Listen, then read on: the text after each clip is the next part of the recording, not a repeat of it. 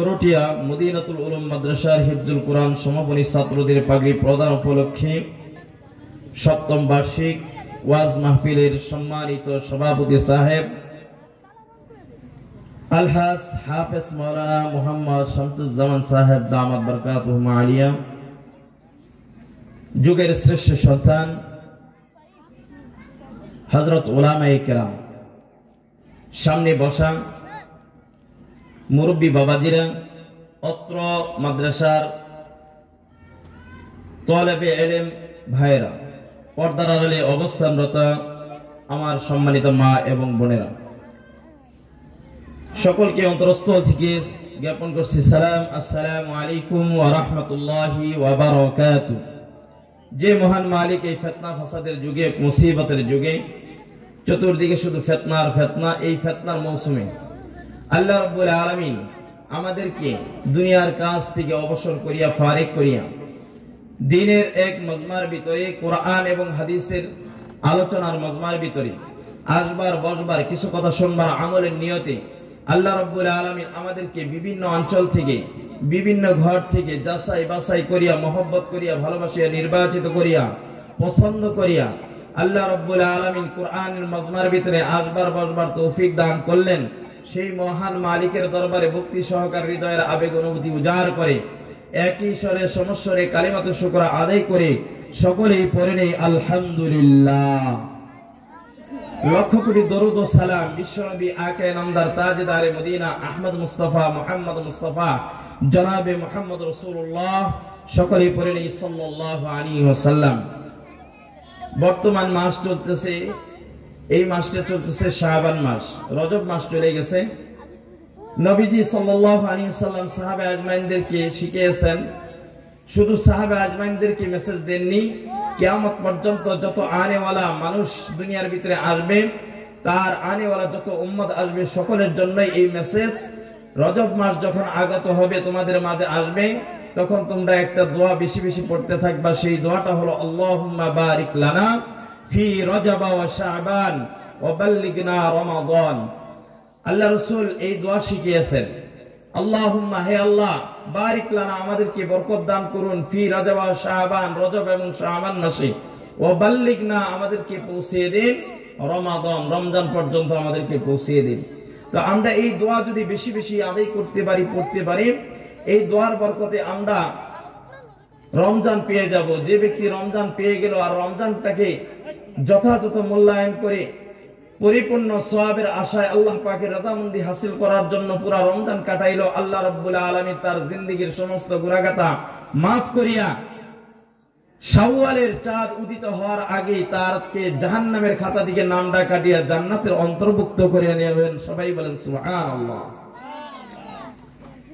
তা আমি কোরআন পাক থেকে ছোট্ট একটি আয়াত তেলাওয়াত করেছি, মান কানা ইউরিদু হারসাল আখিরা ওয়া নাজিদ লাহু ফি হারসিহি। যারা আখিরাতের চাষের জমি চায়, যে সমস্ত বান্দাগণ আখিরাতের চাষের জমি চায়, আল্লাহ রাব্বুল আলামিন বলতেছেন আমি তার কৃষি ভূমি বাড়িয়ে দেই। মানে আখিরাতের ফসল করার জন্য যে চাষাবাদ দরকার, যে ফসলের ক্ষেত দরকার, ওটা আমি বাড়িয়ে দেই, সেটা আল্লাহ রাব্বুল আলামিন বলতেছেন। আর যারা দুনিয়ার ক্ষেত ফসল চায়, তাকে দুনিয়া থেকেই কিছু দেওয়া হয়, অল্প কিছু দেওয়া হয়, আখিরাতে তাদের কোনো অংশ থাকে না। তাহলে এক শ্রেণীর মুসলমান যারা দুনিয়াকে বিসর্জন দিয়ে, দুনিয়ার প্রাচুর্য সবকিছু বিসর্জন দিয়ে একমাত্র আখিরাতের পুঁজি কামাই করার জন্য ব্যস্ত থাকে, আল্লাহ রাব্বুল আলামিন তাদের জন্য সুসংবাদ দান করেছেন, ও বান্দারা, তোমরা তো দুনিয়ার সবকিছু প্রাচুর্য, অর্থ, অট্টালিকা সবকিছু ছেড়ে দিয়ে আমাকে রাজামন্দি, আমার খুশি, আমার রাজামন্দি হাসিল করার জন্য দুনিয়ার ভিতরে আখিরাতের ফসল ফলাইতেছ। ও বান্দা, তোমরা দুনিয়া থেকে কষ্ট করে যাওয়ার পর আখিরাত নামে যে জিন্দেগি আছে, ওই জায়গার ভিতরে পদার্পণ করার সাথে সাথে তোমাদের কবরটাকে আমি জান্নাতের রূপে রূপান্তরিত করে দেব। শুধু জান্নাতের না, কবরটাকে আমি হুফরাতুম মিন হুফারিল জান্নাহ, জান্নাতের একটা গর্ত বানিয়ে দেব। সবাই বলেন সুবহানাল্লাহ। আমাদের সকলের কবর যেন জান্নাতের টুকরা হয়, এটা আমরা সকলেই চাইতো। মরার পরে দুনিয়াতে কষ্টের জিন্দেগি। আমার আগের বক্তা বলে গেলেন, সফলতা হবে তখন যখন আমার পুরা দুনিয়ার ভিতর থেকে আমি আমার স্থায়ী জায়গার ভিতরে যাওয়ার পর যখন আমি শান্তি পাবো, যখন আমার স্থায়ী ঠিকানা হবে জান্নাত, যখন আমার স্থায়ী ঠিকানা হবে আমার আমলনামা ডান হাতে আসবে, তখনই আমার সফলতা আসবে। কথা ঠিক কিনা?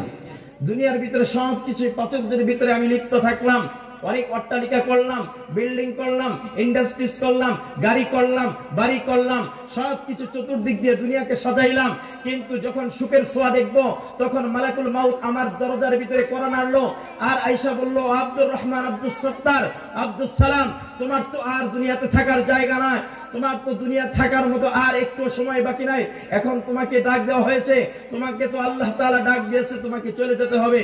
তখন দেখা যাবে দুনিয়াতে ওই প্রাচুর্যের ভিতরে লোভে পইরা, দুনিয়ার অট্টালিকার লোভে পইরা দুনিয়াকে আখিরাতকে বিসর্জন দিলাম, দুনিয়াকে কামাই করলাম, দেখা গেল শেষ নিঃশ্বাস আমার ঈমানের সাথে হইল না, তাহলে আমার সফলতা হইল না। কথা ঠিক কিনা? সফলতা তখনই হবে যখন আমার শেষ নিঃশ্বাস ঈমানের সাথে হবে। এই জন্য আল্লাহর পয়গম্বরের সাহাবীরা তারা ছিল দুনিয়ার ভিতরে বুদ্ধিমান, তারা আখিরাতের সঞ্চয় করার জন্য সব সময় বিধিব্যস্ত থাকতো, কখনো দুনিয়ার প্রাচুর্যের ভিতরে লিপ্ত থাকতো না, দুনিয়ার অর্থ সম্পদ কামাই করার ভিতরে লিপ্ত থাকতো না, তারা সব সময় আখিরাতের পুঁজি কামাই করার জন্য দুনিয়ার ভিতরে লিপ্ত থাকতো।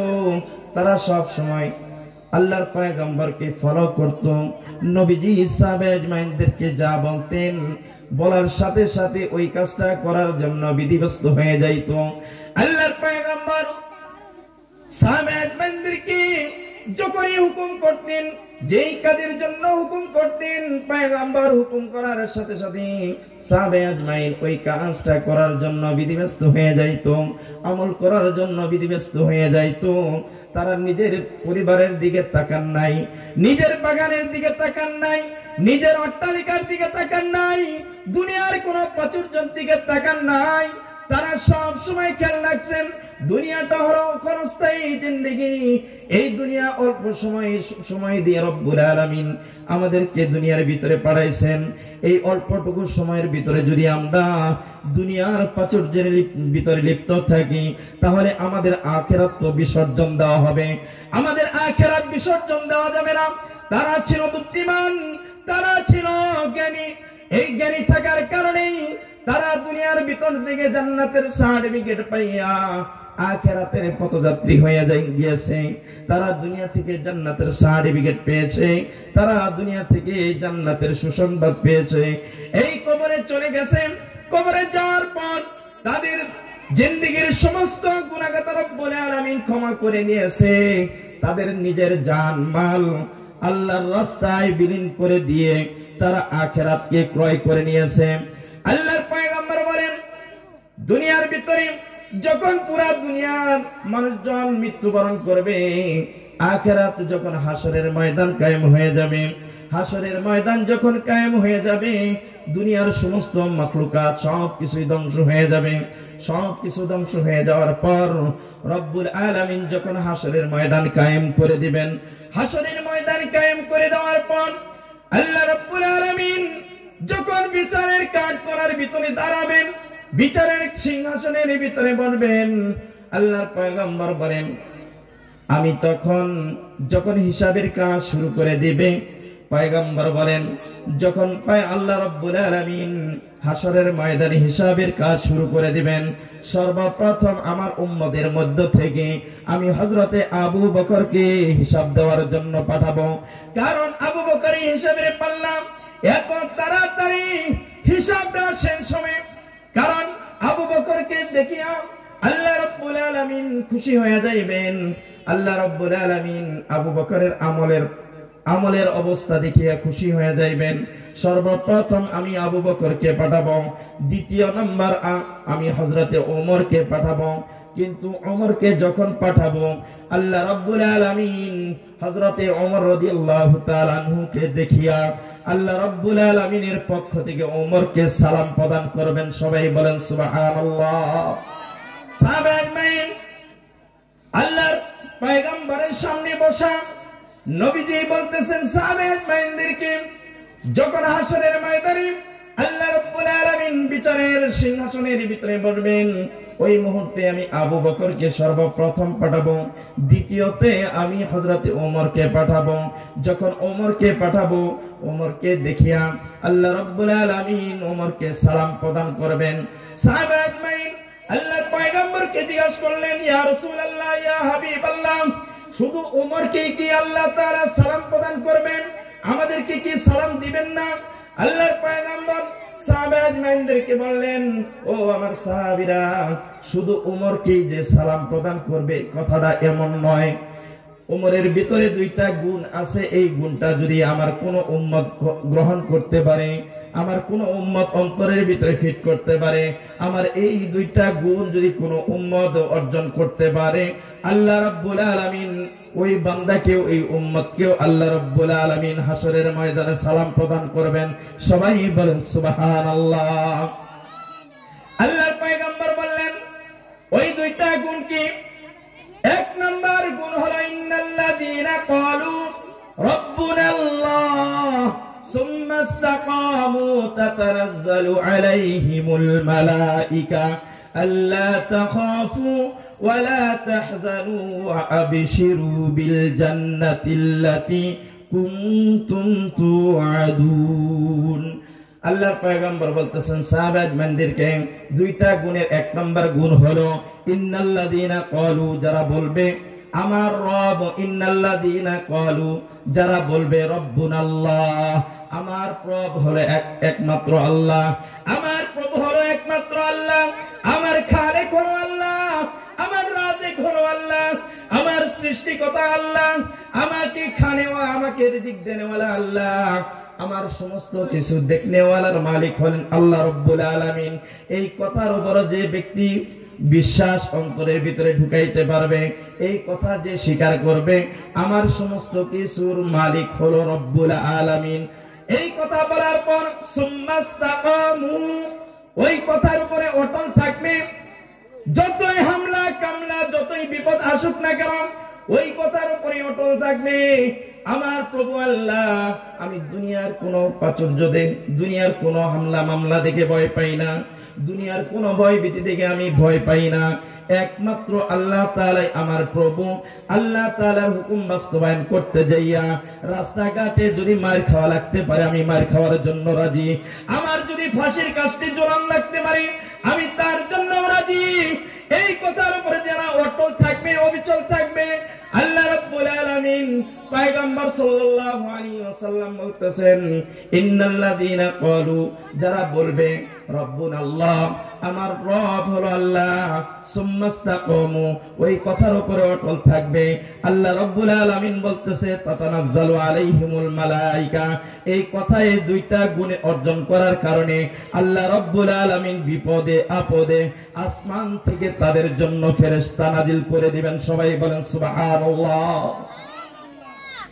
তাহলে দুইটা গুণ আমরা সকলেই অর্জন করার জন্য রাজি আছি তো? এক নাম্বার, সর্বক্ষেত্রে মানতে হবে আমার রব আল্লাহ, সর্বক্ষেত্রে মনে করতে হবে আমার রব আল্লাহ। আমার এই কথা বলার পর অন্তরের ভিতরে গায়রুল্লাহ ঢুকানো যাবে না, যে সমস্ত ক্ষমতার উৎস হলো ক্ষমতা, রাজা বাদশা, এগুলা মনে করা যাবে না। মনে করতে হবে সমস্ত ক্ষমতার উৎস, সমস্ত ক্ষমতার মালিক একমাত্র আমার রব, একমাত্র আমার রব। এই কথার বিশ্বাস, এই কথার ইয়াকিন আমাদের অন্তরের ভিতরে ঢুকাইতে হবে। তারপরেই সেনা আল্লাহ রাব্বুল আলামিন আমাদের উপরে গায়বী নুসরত আমাদের উপরে অর্পণ করবেন।